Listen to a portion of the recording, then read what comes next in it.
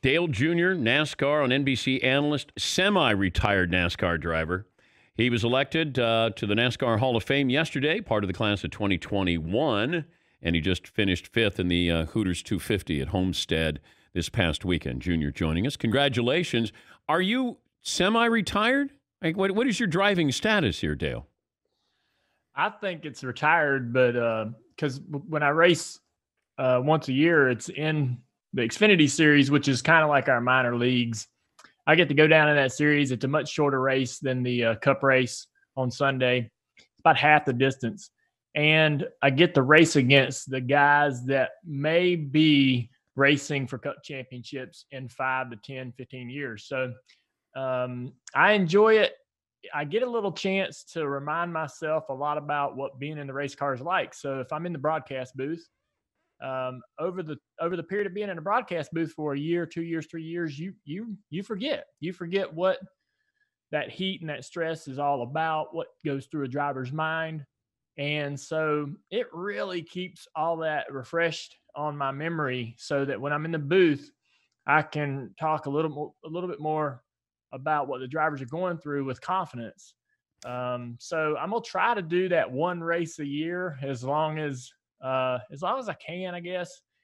But for that very reason alone, because I feel like it makes me so much better in the booth, gives me a lot more confidence in the booth to be able to talk about what I think what I think is going through a driver's mind.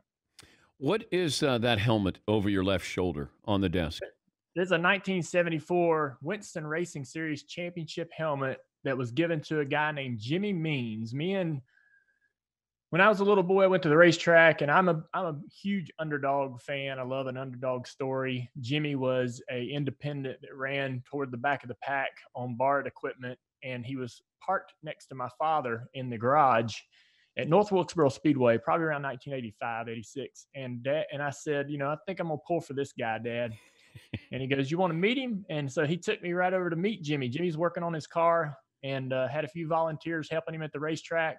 Me and Jimmy's son, Brad, are the same age. And from that moment on, me and Brad became great friends and would seek each other out at the races on the weekends to hang out. Brad gave me that helmet because that was awarded to his father back in 1974 for racing. He was a very successful short track racer in Alabama, Nashville, and before we moved on to the Cup Series. That's pretty cool. What's the best piece of? Are you at home now, or is that work? Yeah, I'm at home. Okay, what's the coolest piece of memorabilia you got there? This is a great story, and I'm surprised if I haven't told you this, but I was cleaning out an attic on a building, and I had been just throwing junk up there, old monitors and all kinds of things that were that I just don't throw stuff away. Probably hoard too much stuff, keep too much crap. But so I'm looking through this attic and we're cleaning it out. We got a flatbed pickup truck that we're throwing all this garbage and old stuff onto. And I found a black trash bag and I just chunked it into the back of this truck with a bunch of other stuff. Thankfully, a friend of mine was down in that truck bed, looked in that bag, and he goes, "Hey, there's a driver's uniform in this bag." And I was like, "Oh man, I don't want to throw that away." I'm thinking it was probably one of mine. Oh, and he pulls it out, and it's a yellow uniform with blue stripes on the sleeves. The Wrangler? Way before that. So I get this uniform and I start looking at it. And after about a month or two of looking at pictures and comparing the patches, the location of the patches and all the things, any kind of identification to the uniform, this uniform is the 1979 uniform my dad used when he won his first Cup race at Bristol, Tennessee. I don't know how I got it. I don't know why it was in a black trash bag in that attic. And I almost threw it away. Oh, boy. Almost. I mean, that load was going straight to the dump, never to be seen again. So I think because of that experience, as traumatic as it was, I'm so glad that I have that. I also have a uniform of my grandfather, Ralph Earnhardt, that I just acquired recently. And I have those two together. And that's just that's stuff you can't really put a price on. It's one of a kind. And, it's close to my family. Did you think about creating your own museum? We have, at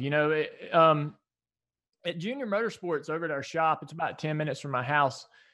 We ran a 4-car race team, and we've always talked about if we ever did downsize or if Junior Motorsports wasn't in, racing every single weekend, that we could use that space. And I think we have enough stuff that would be interesting of people to want to come through there. We get a lot of foot traffic into our shop. We give tours throughout the week.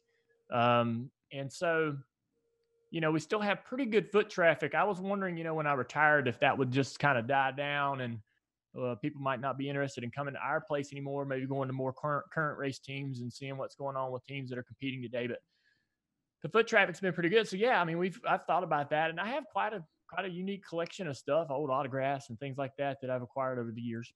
He's a Dale Jr. going into the Hall of Fame. How does that sound? It hasn't sunk in yet. It's weird. That means you're old, I think, Junior. Well, I think, in my opinion, I'm much too young to go into the Hall of Fame. And if you really looked at the sheet of nominees, man, I'm so much younger than a lot of those guys. And so I was really totally comfortable with waiting for my turn because a lot of those guys, man, everyone on that sheet belongs in there, and they will get in there one day. I think it's automatic if you even get nominated that you're going into the Hall at some point, even with the restrictions that they have. But I was just blown away to be selected above guys like Harry Gant, Neil Bonnet, and others that truly belong in that Hall of Fame. So as excited as I am to be a part of it, I'm looking forward to the future inductees as we go down the road and standing on stage with those guys. I'm getting text messages from all my friends, all the guys in the sport, in the industry, even Hall of Famers themselves, Ray Evernham, Mark Martin, Roger Penske. And I told them, I said, I can't wait to stand on that stage next to you guys. That's just going to be an emotional experience. But I was really proud to be selected. How's the family? Amy's great. She's midway through her pregnancy with our second child. We're going to have a little girl in October. Isla's 26, 27 months. Starting to ask why this, why that, which is kind of cool. All the things that people tell you that, kind of might get a little old or get that terrible twos that they talk about and all that stuff. When she starts doing anything new, I get excited. She's getting hard-headed. She's getting, we're sort of getting in, we're really transitioning into that phase where we're starting to have to kind of decide how we want to discipline her. And she's starting to get to the point where she needs to understand not to do this and that and the other, instead of us telling, when we tell her, hey, don't do that, don't grab that, don't pick that up, she does it because she thinks it's funny or thinks it's a game. And we need to sort of figure out how to, parenting's tough, man. We need to figure out how to help her understand, what the rules are and when we mean business and so forth. You need a crew chief. She may take after her grandfather. Yeah, I have, I don't know exactly the right way to do it, but we're learning on the fly to try to. You'll never figure it out, Junior. I know. I don't know why I'm taking this so seriously. Yeah, it's survival to the next day, and I have 3 girls to go along with my son. There are going to be days when you're going to look at Amy and go, I don't, and you're already outnumbered. You're going to go, I have no idea what's going on here. Yeah, because the range of emotions that those girls are going to have, you're going to go, help me here. I have no idea what's going on.